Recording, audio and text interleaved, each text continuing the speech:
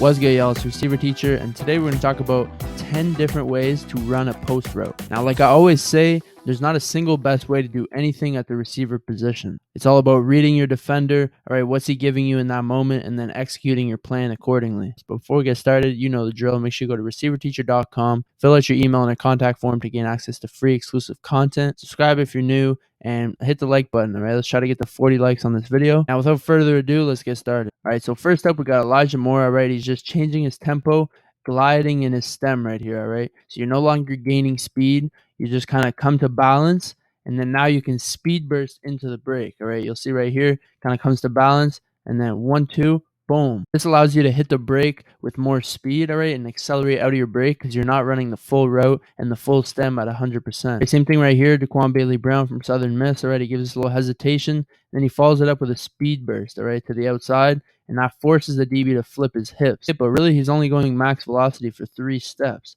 all right, after the break, 1, 2, 3, and he's out. It makes it a lot easier for you, all right? You're not going full speed the entire time. Now, this is Greg Jennings against zone coverage. If you haven't watched my video about the blade technique, all right, make sure you check that out. He does a great job avoiding contact and getting in between both the safeties before they can make a play on the ball. So again, nothing super fancy here. Just avoid contact and get in that void, all right? It's zone coverage. So you don't have to hit the craziest move or do any of that stuff, all right? You just have to get open and find that open space. And that's exactly what he does, and he's able to catch the touchdown as a result. I think as receivers, all right, we try to get too fancy or always try to make the best move, but that's not always necessary, all right? Right here, it's cover one. Stefon Diggs just down here at the bottom working a post route, and it's simple, all right? He's just threatening the outside shoulder, forcing that DB to open his hips, all right? You see how he's ready to run right here? If you haven't watched my video, how to sell vertical, all right? Forcing the DB to flip his hips before the break, and then now when you break it across, all right, you're wide open. So again, just come off the ball with speed, threaten the outside shoulder, force him to flip his hips,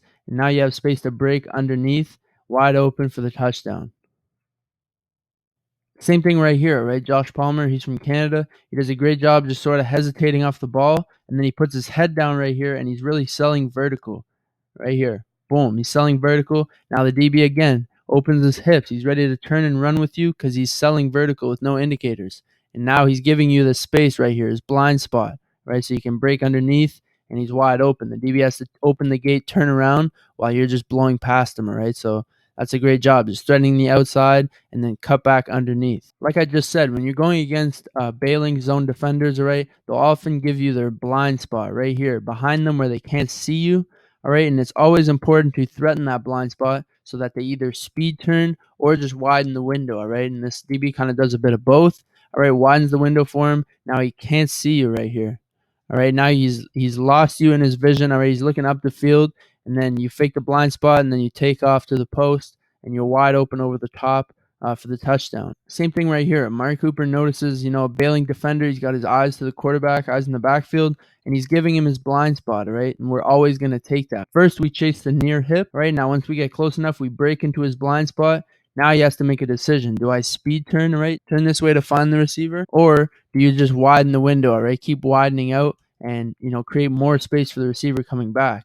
And he chooses option 2, and now he has enough space to throw him down before the safety can get there. So this type of post stem would be more effective when you're facing like cover 3 as opposed to cover 1, because in cover 3, all right, he's giving you his back, his blind spot, right? Because he knows his help is inside. He doesn't want you to take an outside release, all right? So when you're stemming at him and you threaten the blind spot, he's going to widen, all right? He doesn't want you to get outside of him, and then as he loses sight of you, you break it back in, and now you're not as close to this guy, right? So you're not going to catch a hospital hit, all right, and he can throw you down right here. So again, always be thinking about the situation, right? What's the DB giving me? What should I do based on what he's giving me? What's the coverage? What's he trying to take away? All this stuff. Just be thinking of that and make your plan at the line of scrimmage. If you haven't watched my video, how to make your plan, all right, it's very important. You can have all the tools in the world. You can know, rocker step, post corner, dino row, all this stuff.